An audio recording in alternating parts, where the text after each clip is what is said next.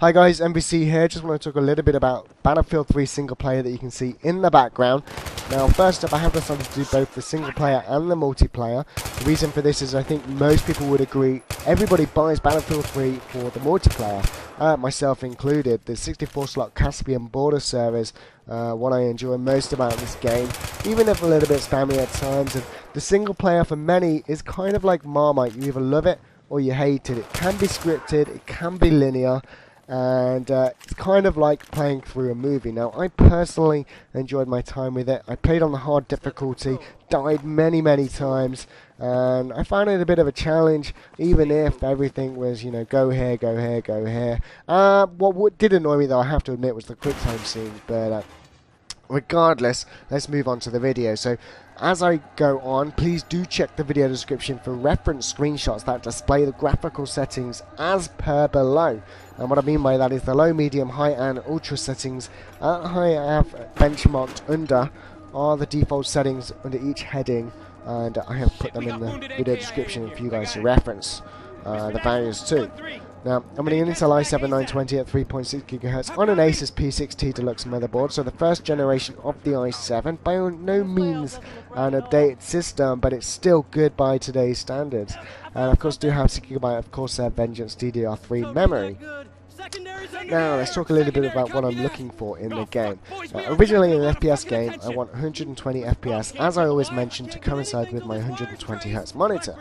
Makes an overall smoother experience, but when I play casually, games like Crisis and games like Battlefield 3 here today, I don't mind dropping to 60, and if the game does motion blur well, I'll happily drop a few frames below 60, but if it drops to 50, that's definitely a no-go. So, if we have a look at high and ultra, now the game defaulted between high and ultra, and I think it does a pretty good job of motion blur, and I had a good time playing through the single player on ultra for the entire game. Now, I think I would have been better to stick with the default settings of high and ultra, a mix of both, because that was closer to 60, and at times, especially on the level where you're driving tanks through, it did seem to dip a little bit more.